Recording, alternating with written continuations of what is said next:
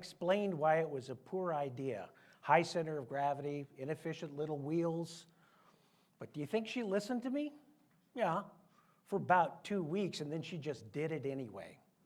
See, she was perched at the top of this precipice, and I couldn't stop her in time, and then she launched herself downhill at breakneck speed, headed straight for catastrophe. I couldn't watch, but then I had to. I had to run to her and prepare myself for this inevitable crash and burn. And I'm thinking, no, with my gut in knots and my heart in my throat.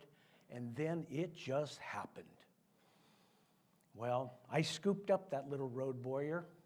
I dried the tears and I mended all of the wounds. The driver, my 4-year-old stepdaughter, Rachel. The vehicle, her tricycle. Now, did she know what she was doing? She thought she did. Heck, she had done this hundreds of times before with her big wheel, flying down that same steep driveway of gravel and dirt and sliding sideways at the last minute to avoid the collision with the garage door and belly laughing each and every single time. Well, you know, I figured out in business, sometimes this crash and burn is okay. And like Rachel, I did crash and burn trying the impossibles. Crashing and burning is okay. That is what I learned. It is okay. And like Rachel, I learned it the hard way. Crashing and learning, and not just once, but 2 and 3 times, because you see, I was that kid too. I learned it's okay to crash as long as I didn't repeat the burn. But to crash and learn is the mark of a leader, even when facing injustice. In January of 1985, I was invited to join a fledgling little mortgage company of only 7 people, myself included, here in San Diego. And I have my old boss, Judy, to thank for that opportunity. And she took a huge leap of faith in hiring me. But I think she always felt that I could probably sell refrigerators to penguins, so what the heck. Well, that little company grew and grew and grew to some 750 employees in 42 states. And at its pinnacle, funded over $4 billion in annual sales. And then I got promoted to sales manager. And I was really proud to lead my salespeople by removing the obstacles from their path so that they could be the best that they could be. But then nobody saw that last obstacle coming. And then came along 2008. And talk about your crash and burn industry-wide and nationally. And I'm sure there's a lot of people in this room that can relate. That watching 23 years of hard work fall apart and crumble at the seams right before your eyes, well, it left me a little scared, a little hollow inside. But I learned.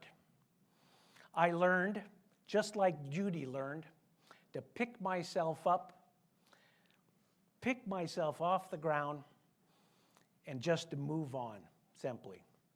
Sometimes a crash can come in the form of personal tragedy or health problems. And that brings to mind my favorite all-time personal heroine, a young woman friend of mine named Mackenzie Klein, Mac to me. Well, Mac was born with a 3-chambered heart and only 1 kidney and her spleen on the wrong side of her body. But you know, before the age of 2, she'd had 2 open heart surgeries, and yet this young woman refused to crash and burn. At an even very young age, she took everything she had learned from her own personal crash with her heart and went on at 10 years old, mind you, to become the national spokesperson for the Children's Heart Foundation, and confidently went on to raise over $1 million for CHF before she was 16 years old. So when I met my next major personal crash in my life, some 3 years later, when I got that call from my doctor saying, "Gosh, Mr. Burroughs, I'm sorry to inform you that you have cancer. Well, you know, the funny thing about it is I really wasn't even shocked or surprised or even scared, because I think instinctively I already knew it. So I just asked myself one question. All right, how does this work moving forward? And you know what? It was that young woman's leadership style and tenacity, even in the face of overwhelming adversity, that inspired me. It's what helped me look that disease right in the eye and say, I'm going to kick your butt.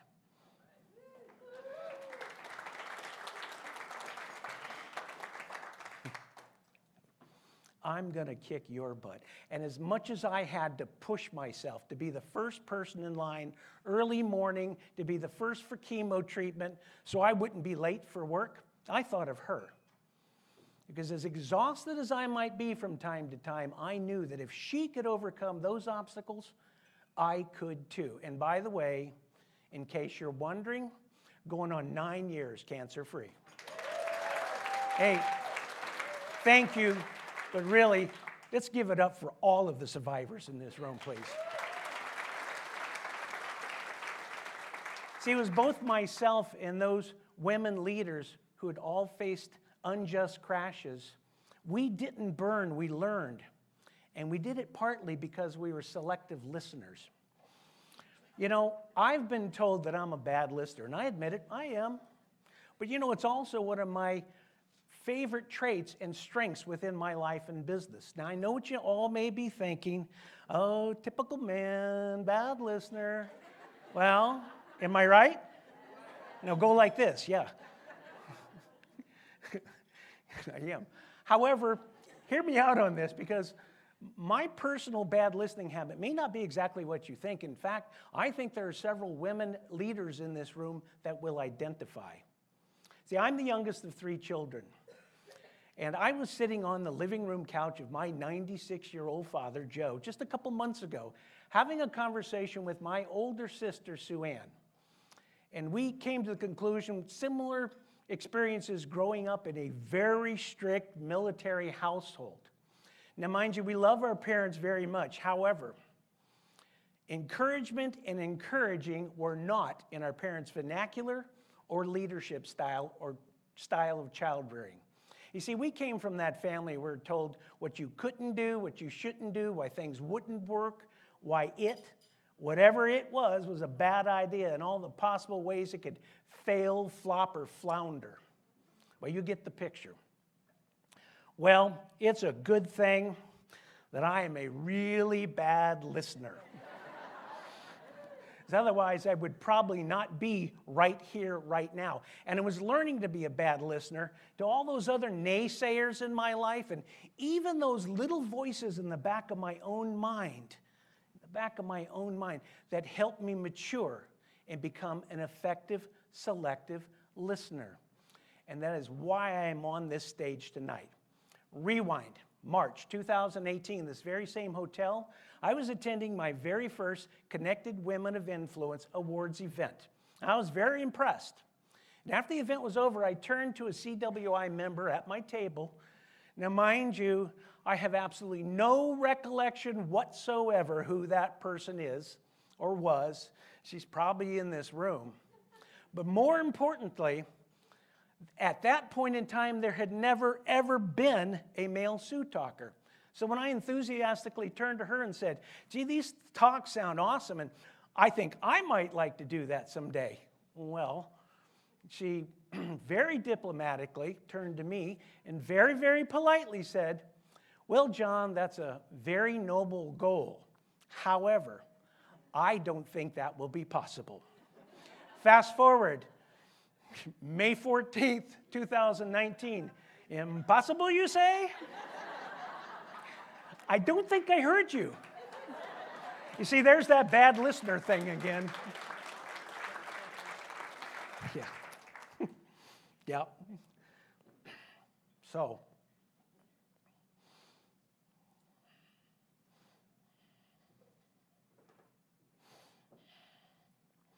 which brings to mind another point of crashing. Sometimes a crash can be the result of a broken heart. What, he say?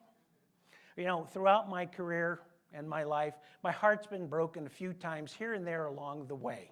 Whether it was a client, a coworker, an employee, my boss, business partner, family member, or friend, it made no difference.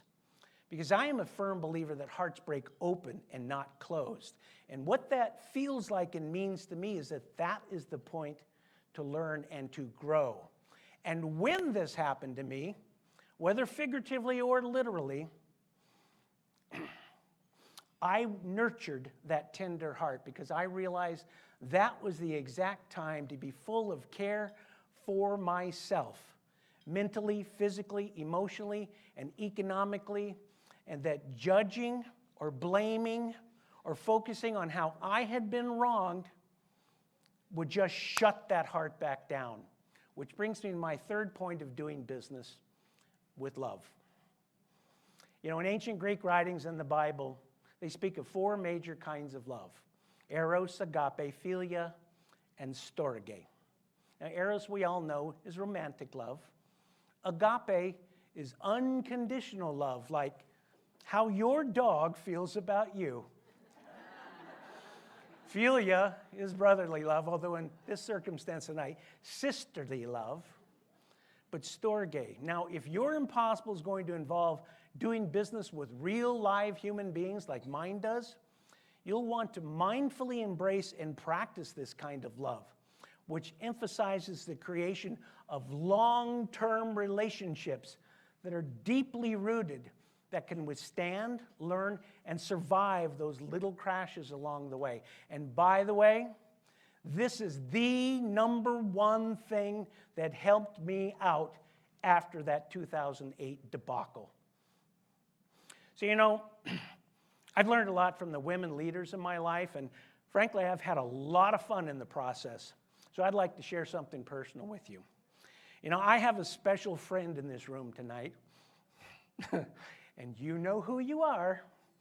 You know, and every once in a while, I'll pontificate and extrapolate and go on about some pedant concept or ideology. And, well, I don't know if her chagrin is feigned or real, but I'll get the old, you know, the shrug and the sigh and the roll of her eyes. And she'll look at me and say, "You are such a chick." So I generally answer, "Okay, I'll take that as a compliment." You know, I began this evening saying that the road to my impossibles were filled with all my crash and learns. And these are things I know for sure because I have seen it, I have lived it, and I know that if you never roll the dice, if you never risk the crash, you'll never truly learn, and you'll probably never start the impossible. So with all that being said, please, listen less, crash and learn, but most importantly, always, always do it from here. Because out there, you cannot fake that. So those are my little gems to help you with your impossibles. And then, as the poet Shel Silverstein wrote, "Although I cannot see your face as I flip these poems a while, somewhere from some far-off place, I'll hear you laugh, and I'll smile." Thank you.